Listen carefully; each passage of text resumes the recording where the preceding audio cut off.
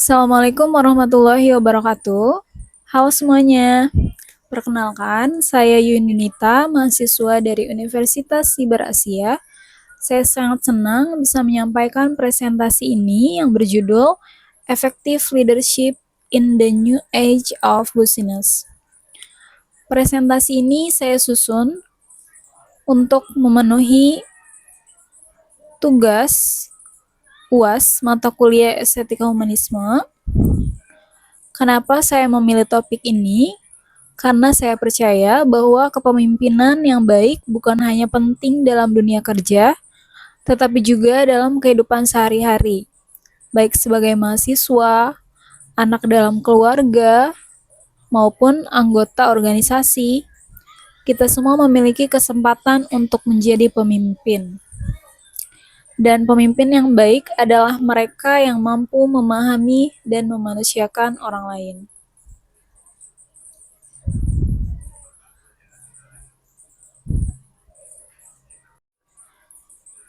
Nah, dalam presentasi saya ini akan membahas 4 topik.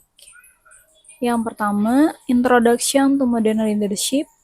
Yang kedua, The Need for Modern Leadership. Yang ketiga, Adaptability in Leadership. Yang keempat, Empowering Team for Success. Dunia kerja hari ini berubah sangat cepat. Kita hidup dalam era yang dipenuhi disrupsi. Dari kemajuan teknologi, perubahan generasi tenaga kerja, hingga gaya kerja fleksibel yang sekarang menjadi tren.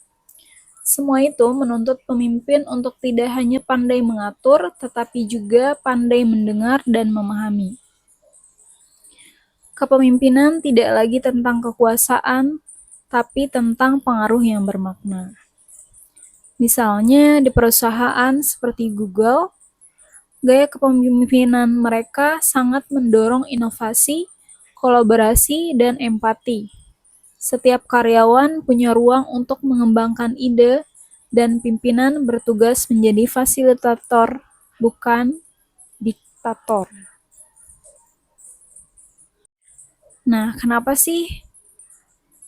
Apa sih alasannya pentingnya kepemimpinan modern? Kenapa kita butuh kepemimpinan yang modern? Karena manusia berubah. Karyawan sekarang, khususnya generasi milenial dan Gen Z, tidak bisa dipimpin dengan cara yang lama. Mereka ingin dihargai, dilibatkan, dan dipercaya. Mereka lebih loyal pada pemimpin yang jujur, terbuka, dan mendukung mereka berkembang. Simon Sinek pernah berkata, "Leadership is not about being in charge. It's about taking care of those in your charge." Artinya, kepemimpinan bukan soal posisi, tapi soal tanggung jawab terhadap orang lain. Adaptabilitas dalam kepemimpinan. Kemampuan beradaptasi adalah salah satu syarat utama pemimpin masa kini. Dalam situasi krisis, pemimpin yang cepat menyesuaikan strategi terbukti mampu mempertahankan tim dan bisnis mereka. Contohnya, banyak perusahaan langsung mengalihkan sistem kerja menjadi remote working. Itu hanya bisa terjadi karena pemimpin mereka adaptif dan peka terhadap perubahan. Pemimpin yang tidak bisa berubah akan ditinggalkan, sedangkan pemimpin yang fleksibel akan tetap relevan dan membawa timnya terus maju.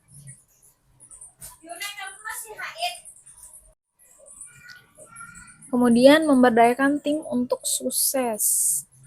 Kepemimpinan sejati tidak dilihat dari seberapa hebat pemimpinnya, tapi dari seberapa sukses tim yang dipimpinnya.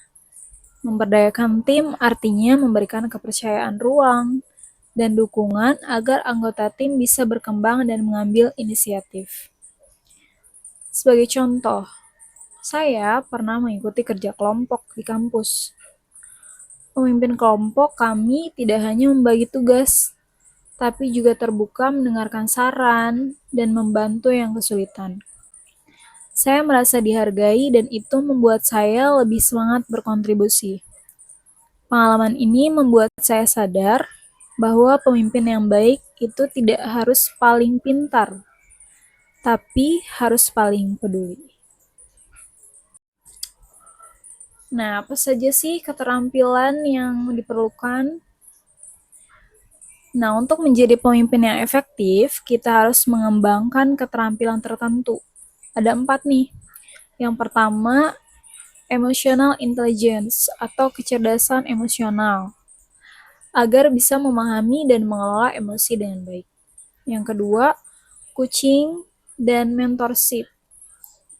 Kenapa? Agar bisa membimbing tim, bukan hanya memberi perintah.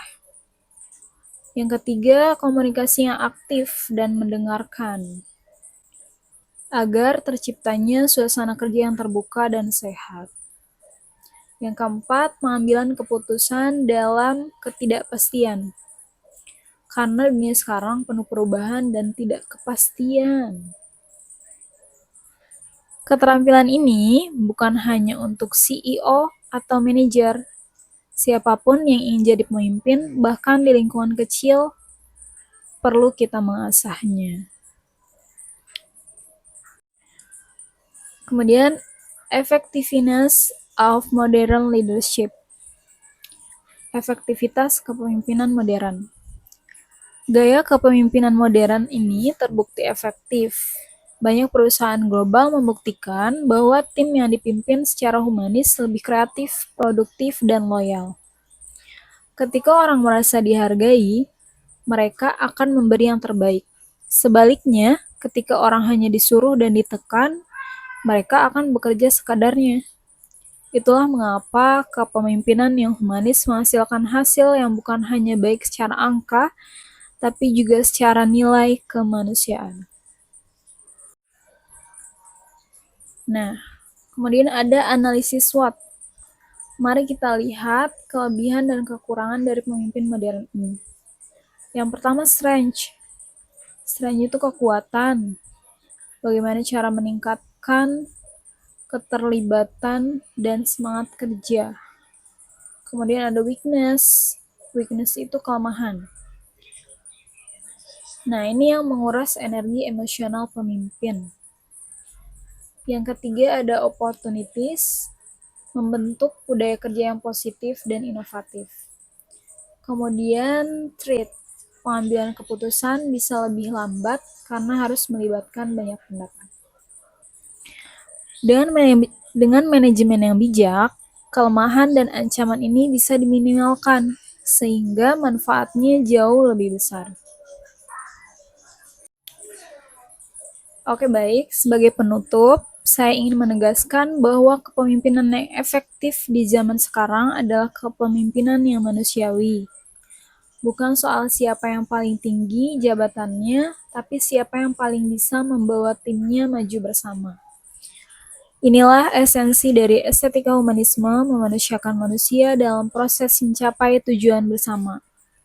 Saya harap apa yang saya sampaikan bisa memberi inspirasi bagi kita semua untuk menjadi pemimpin yang lebih baik di masa depan. Terima kasih atas perhatian teman-teman dan dosen pengampu, dosen pengembang. Terima kasih. Wassalamualaikum warahmatullahi wabarakatuh.